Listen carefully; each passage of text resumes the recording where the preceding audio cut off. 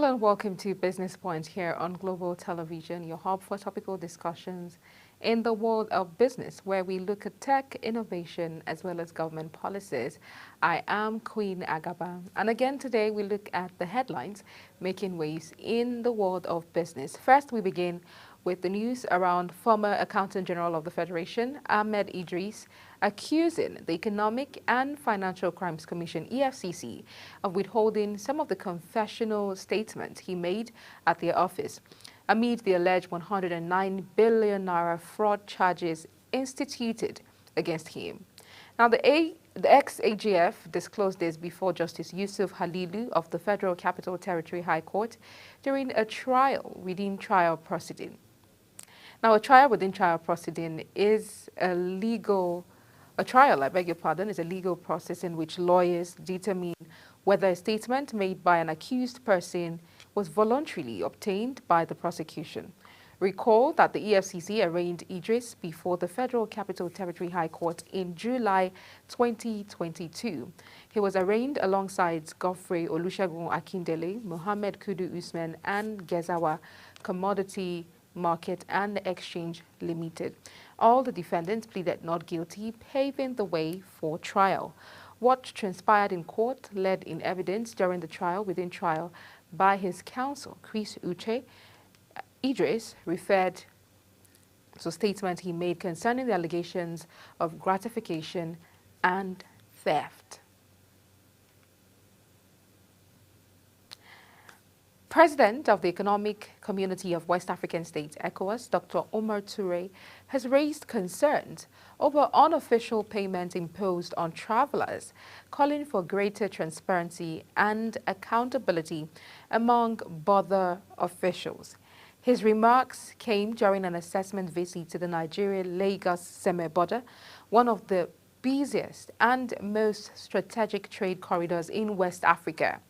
Toure, leading an on-the-spot evaluation of the ECOWAS protocol on free movement of goods and services, decried the excessive number of checkpoints within member countries, stating that it contradicts the ECOWAS free movement protocol.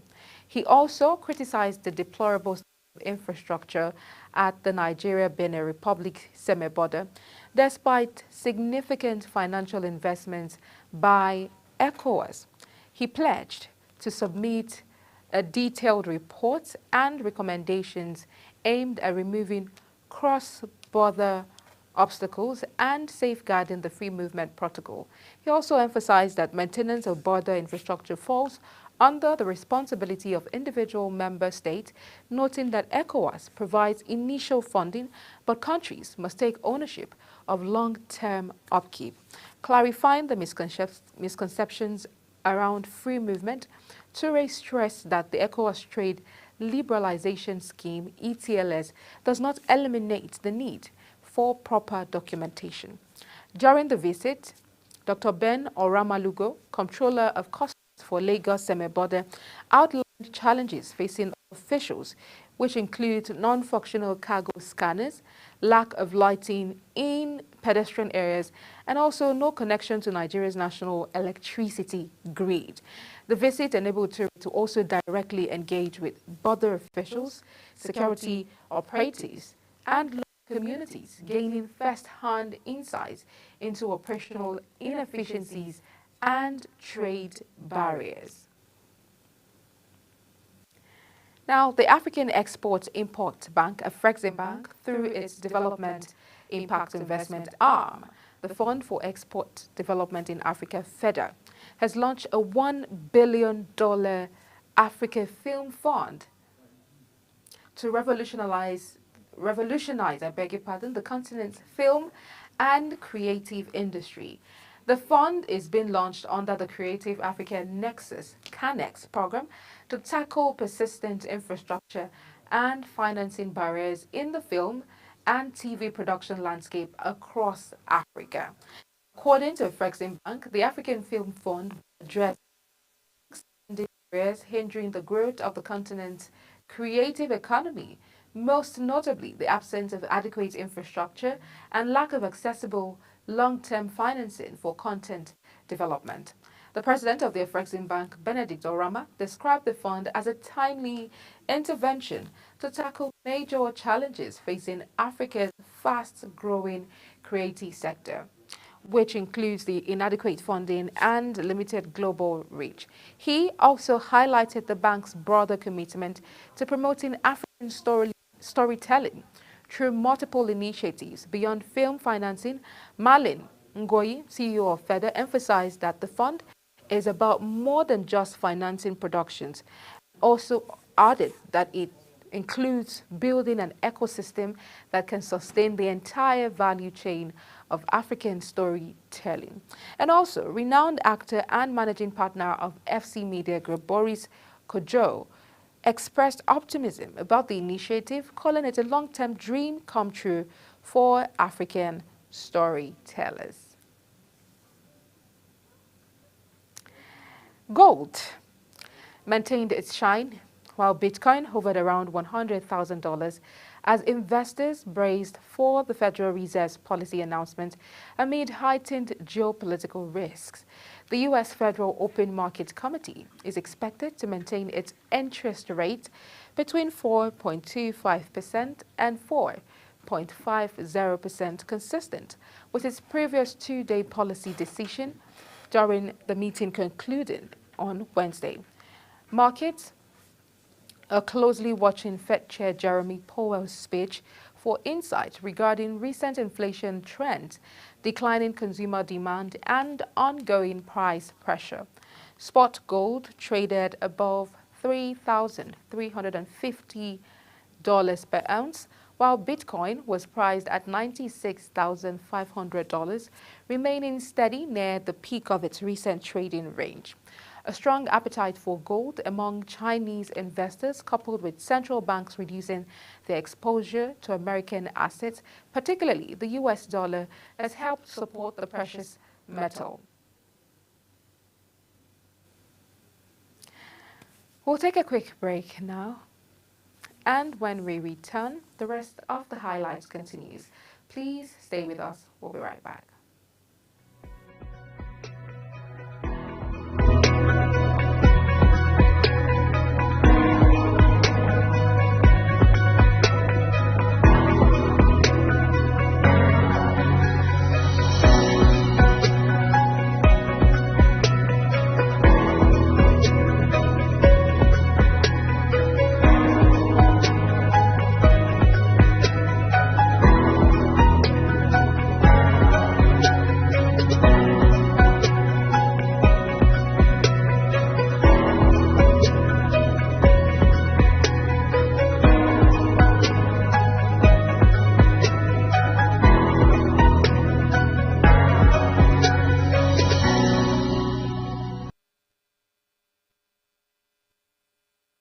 Do you know that global television can be watched in Nigeria and all over the world?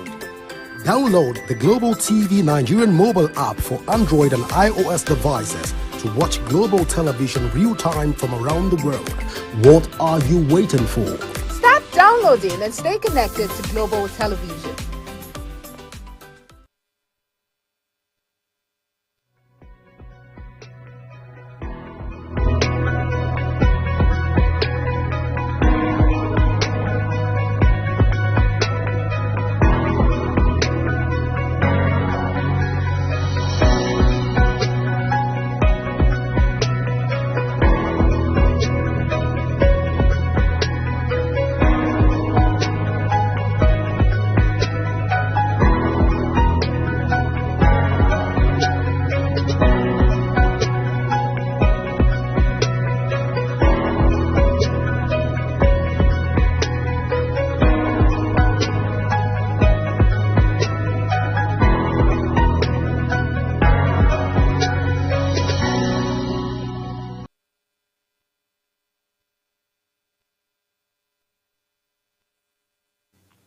Many thanks for staying with us. If you've just joined us, this is Business Point here on Global Television, where we look at highlights in the world of business. Now, Nigerian business leaders are leaning into AI, artificial intelligence, and strategic reinvention to future-proof their companies amid rising economic pressures. according to PwC's 28th Annual Global CEO Survey, reveals that 72% of Nigerian CEOs expect AI to significantly transform their workforce and skills strategies, outpacing their peers in sub-Saharan Africa, which are about 60% and globally 68%. More than 6 in 10 Nigerian CEOs, that's about 61%, also believe that AI will become a central pillar of their business strategy, slightly ahead of the 58% recorded across Africa and globally. The PwC's findings suggest that AI is not just a buzzword in the Nigerian boardroom, it is becoming a key driver of innovation. Now, about 67% of Nigerian CEOs also believe that AI will spur the development of new products and services far higher than the 30% global average, showing the country's growing appetite for tech-driven growth. The data also tells a story of CEOs who are under pressure, but also ambitious and willing to embrace innovation. Despite this optimism, CEOs are still grappling with macroeconomic volatility, inflation, high interest rates, and currency fluctuations. These challenges remain top of mind for most executives. A striking 58% of Nigerian CEOs feel highly or extremely exposed to inflation, well above the sub-Saharan African average of 42% and the global average of 29%. Meanwhile, 31% are worried about a widening skills gap, citing a shortage of workers with the right capabilities to match emerging demands, especially in AI and tech. In response to economic pressures and evolving business landscapes, the report also shows that Nigerian CEOs are already pivoting. 61% have entered new sectors in the first 5 years compared to 50% across sub-Saharan Africa and 38% globally. Also, 56% have expanded their customer base significantly ahead of regional and global counterparts of about 42% and 32%, while a greater percentage of 42% have adopted new pricing models, and still 39% have explored new go-to-market strategies. The report also highlighted that nearly 42% of CEOs believe their business may not be viable in the next 10 years without major transformation, reinforcing the urgency for continued innovation and diversification. In the health sector, Professor Muhammad Ali Party, the Coordinating Minister of Health and Social Welfare, has urged pharmaceuticals companies and importers to leverage government waivers to increase the availability of affordable inhalers for Nigerians. He made the appeal during the commemoration of World Asthma Day, which is themed Make Inhaled Treatment Accessible for All. Now, the Governor of Ogun State, Adedapo Abiodun, has announced a major investment of $400 million Stellar Steel plant development in Shagamu, which the Inner Galaxy Group is developing the plant. According to a statement by the governor via his X page, the project covers over 100 hectares, even as the facility will produce hot rolled coil steel, a vital material for the construction, manufacturing, and automotive industry. The governor highlighted that the project is set for completion by April 2026 and marks a significant milestone in the state's industrial development agenda. The president of the Galaxy Group, Mr. Lee Shuang, disclosed that the company was ready to invest $400 million in establishing this hot-rolled cold steel factory in Ogun State. Shuang, who led a delegation of principal officers of the company on a courtesy visit to Governor Dapo Abiodun of Ogun State, made the commitment at the meeting. According to him, the proposed factory would have the capacity to employ about 6,500 direct and indirect workers and would be located in a Wekoro local government area of the state. Now, lastly, Bitcoin climbed above $97,000 before settling back to $96,000 on Wednesday as markets reacted to China's liquidity injection and speculation over potential U.S. Federal Reserve monetary policy shifts. The surge coincided with China's announcement of a $138 billion economic stimulus package. This has intensified debate over global macroeconomic stability ahead of the Federal Open Market Committee (FOMC) meeting. The People's Bank of China that has announced a series of monetary policy adjustments, including a 0.5 percentage point reduction in the reserve requirement ratio, effectively releasing 1 trillion yuan, about $138 billion in long-term liquidity. The markets responded swiftly. According to the Kaboesi letter, S&P 500 futures surged 1%, triggering Bitcoin's climb past $97,000 before it pulled back. As of the right, BTC is trading at $96,497, up 2.16% over the last 24 hours. Now we'll take a final break, and when we return, we'll give you a rundown of these highlights. Please stay with us.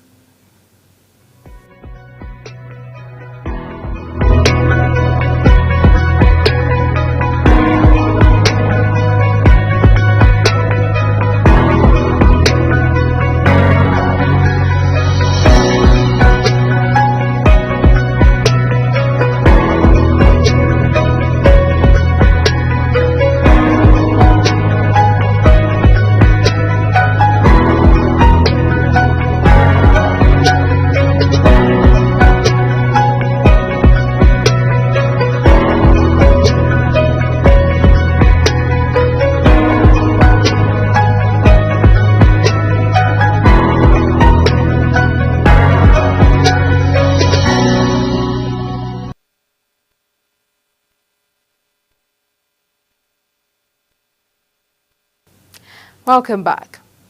On Business Points today, we told you that the former Accountant General of the Federation, Ahmed Idris, on Wednesday accused the Economic and Financial Crimes Commission, EFCC, of withholding some of the confessional statements he made at their office amid the alleged 109 billion naira fraud charges instituted against him.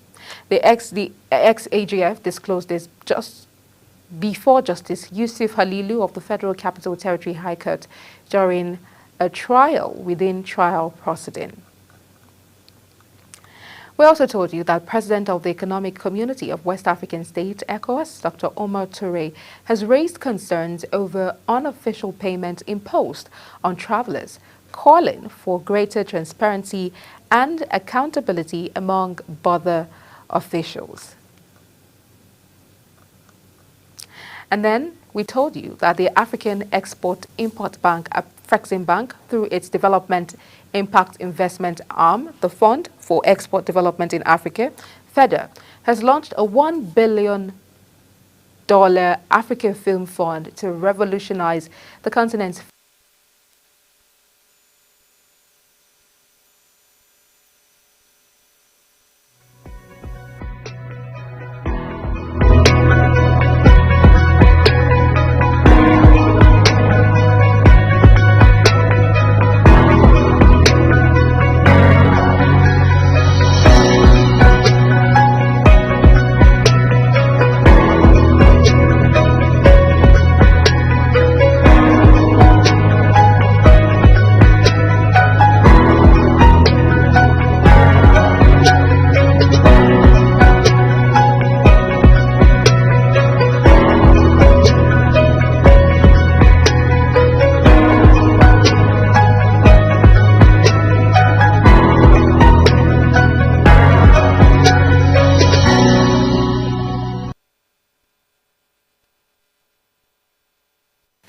apologize for that break in transmission. Well, this is where we draw the curtains on Business Points today. Don't forget to follow us across all social media platforms using @Global TV NG and other handles now showing on your screen. You can also download the Global TV Nigeria mobile app for Android and iOS devices to keep track of our broadcast. I'm Queen Agaba. Thank you for watching and see you again.